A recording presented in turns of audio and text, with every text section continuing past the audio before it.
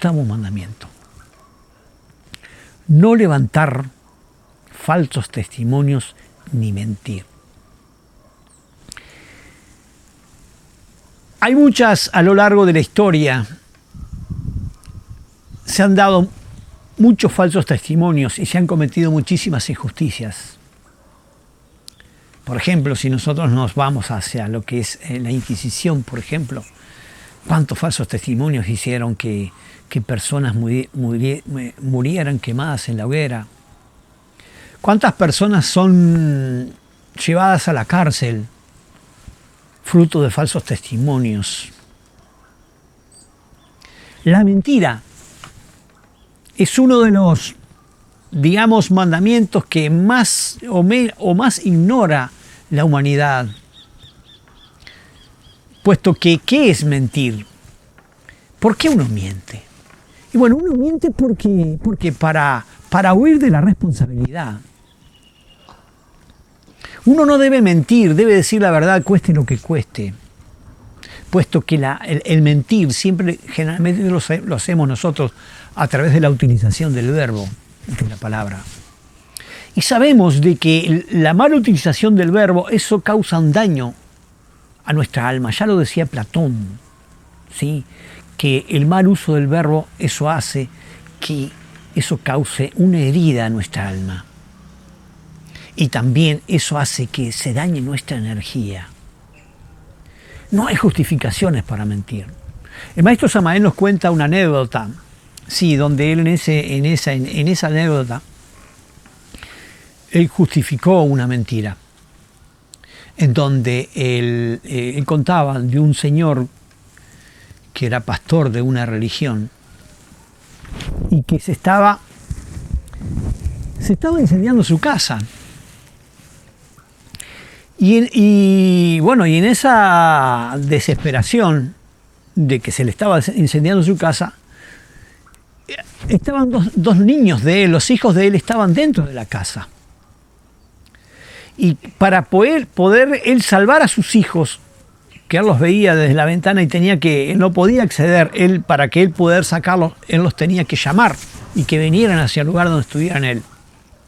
Entonces en ese momento le dijo a los niños, claro, ellos niños, en su inocencia, ellos no percibían el peligro que estaban corriendo.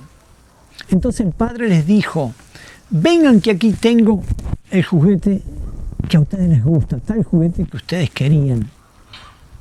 Y esa fue la forma como logró que los niños vinieran hacia donde él estaba. Cuenta el maestro en esa anécdota de que, después el Señor, después que salvó a los hijos, les compró los juguetes que él les había prometido. Pero ante una situación así de vida o muerte, digamos, puede llegar a ser justificado, pero de otra forma, las mentiras piadosas, por ejemplo, son mentiras. No hay tal piedad. Estamos violando un mandamiento. Justificar al ego, o sea, justificarnos, una expresión egoica, de repente, cuando cometimos una falta, eso también es mentirnos a nosotros mismos. Este mandamiento se relaciona con Job, ¿sí? con el plano astral. Digamos, cuando esa fuerza que es Dios, que se viene desdoblando, viene descendiendo por el árbol, cuando llega a esta cefira, esa fuerza se comienza a plasmar en imágenes. Ya cuando vimos el anterior mandamiento, como es, por ejemplo, no hurtar, que se relacionaba con Netzá, con ese sefirot, que Netzá tenemos nosotros allí, el Netzá es el mundo de la alegría, del baile, de la danza, del arte. Y cuando hablamos de Tiferet, ¿sí? Se relaciona con el mundo de la voluntad, el mundo de la música.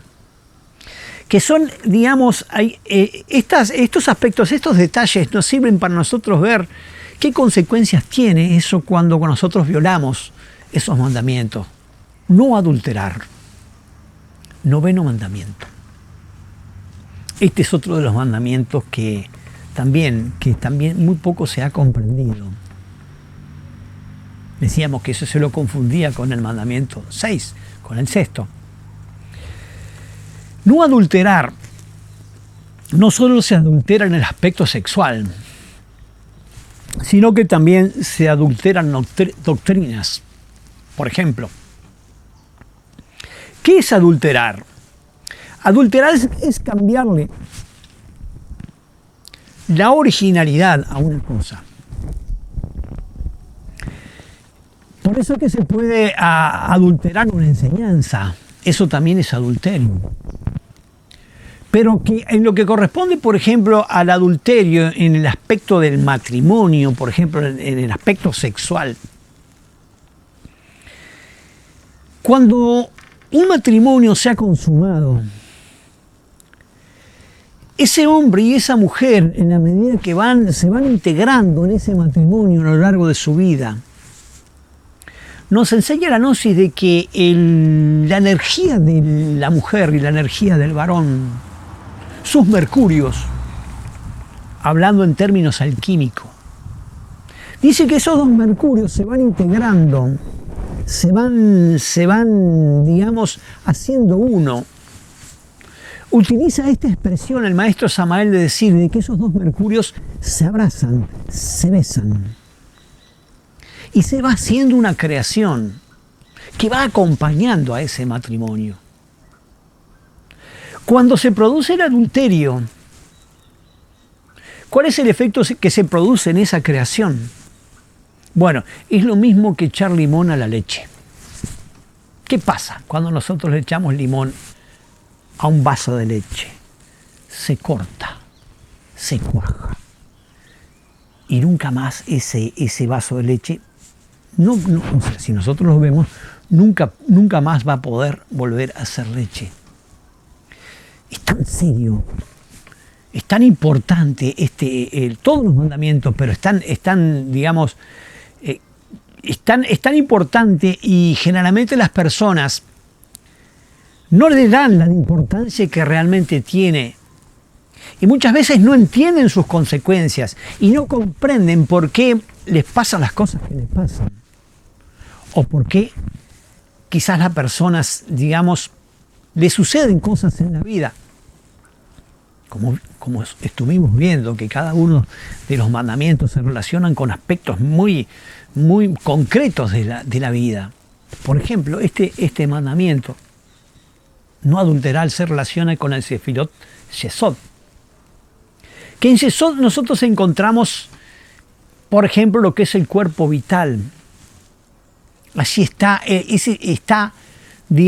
las energías que sustentan la vida, que le dan sustento a la vida.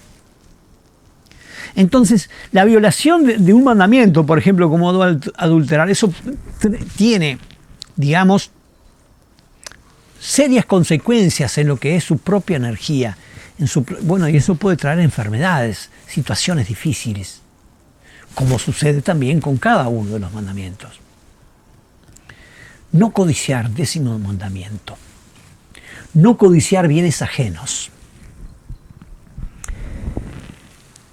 No solamente se codician bienes, dinero, cosas materiales, también se pueden codiciar cosas espirituales como poderes. Se pueden codiciar virtudes. Se puede codiciar no ser codicioso, por ejemplo. La envidia es el motor que mueve una sociedad. Y la envidia se asocia, decimos, cuando estudiamos psicología gnóstica, que ya se asocia con la codicia. Y hace, por ejemplo, de que una persona, vamos a suponer, su vecino compró un auto. Y entonces esta persona dice, por envidia, impulsado por la envidia, ¿qué va a pasar? Esta persona va a anhelar, va a querer tener un auto igual o mejor al que tiene el vecino. Entonces se va a esforzar. Quizás si trabaja 8 horas, por ahí se pone a trabajar las 12, 14 horas. Para poder obtener un auto igual o mejor que del vecino. siendo que capaz no lo necesitaba, no era necesario. Y quizás, bueno, provocándole situaciones, porque si tiene que trabajar demasiado, eso quizás hasta se alimenta mal para poder comprarlo, poder adquirirlo. La codicia, junto con la envidia.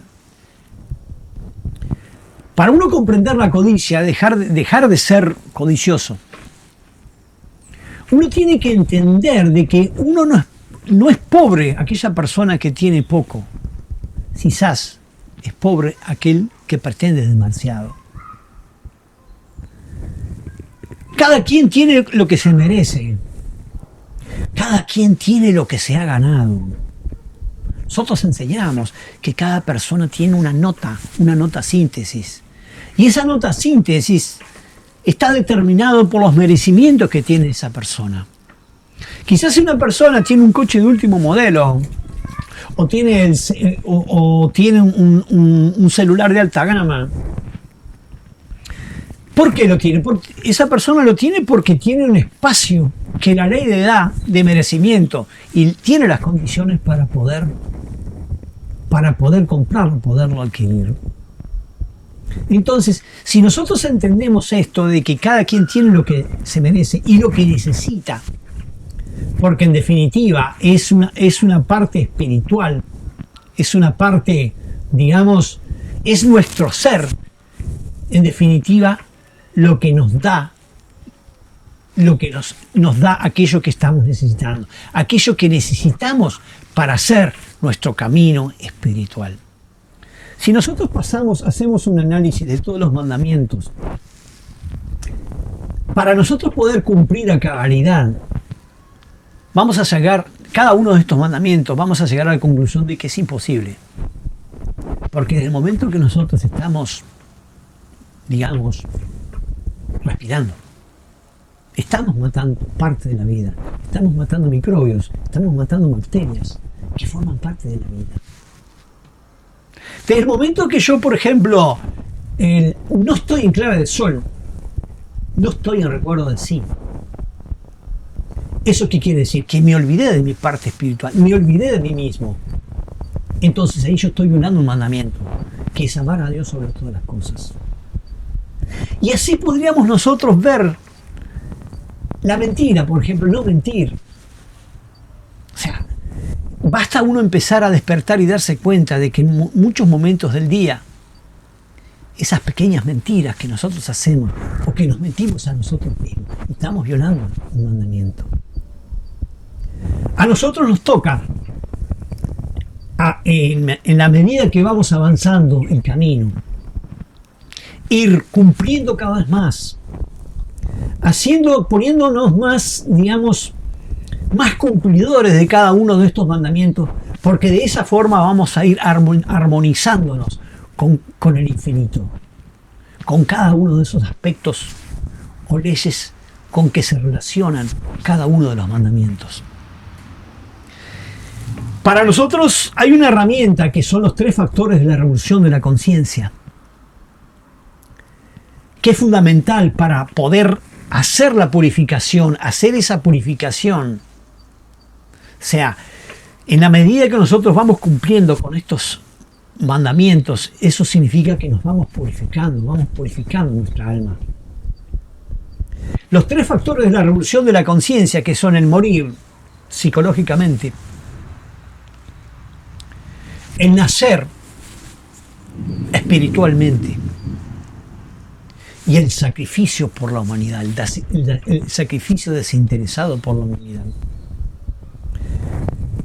En la medida que vamos practicando la muerte psicológica, o sea, muriendo en esos aspectos de la falsa personalidad y de los agregados psicológicos que me hacen violar con esos mandamientos, yo voy a ir, digamos, cumpliendo, mejorando ese hecho de cumplir con los mandamientos.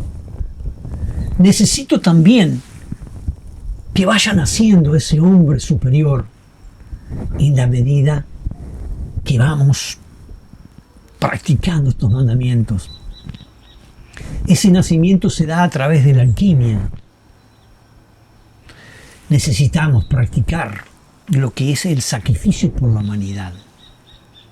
El no mentir es un sacrificio. El no matar implica un sacrificio. El yo estar en recuerdo de sí para santificar esas fiestas, para que vengan esos momentos de advenimientos del ser, implica un sacrificio. Es decir, a través de la práctica de los 3 factores de la revolución de la conciencia, eso va a hacer que mi conciencia se vaya revolucionando. Y en la medida que esa conciencia se va revolucionando, yo me voy poniendo a paz y salvo, o poniéndome en armonía con el infinito. Porque ese árbol cabalístico, por ejemplo, ese representa diferentes aspectos de ese infinito. Y en la medida que yo me voy armonizando con cada uno de esos aspectos, ¿sí?, me voy, digamos, logrando que ese hombre superior se vaya expresando y por ende me voy a ir convirtiendo en una mejor persona y voy a ir ayudando y asistiendo a todas aquellas personas que me rodean y haciendo que esas personas se sientan mejor. Y lo que es más, esas personas me puedo transformar en un ejemplo, en el sentido de que ellas pueden ver, decir, pero esta persona, fulanito, pero mirá ¿qué está pasando con esta persona que está diferente? Que la ven diferente a esa persona. Y quizás ellos, van a saber de que estamos haciendo estos estudios y quizás van a querer hacer estos estudios que estamos haciendo de autoconocimiento. Así que entonces los invitamos para continuar a llevar adelante estas prácticas y continuar con este curso de autoconocimiento.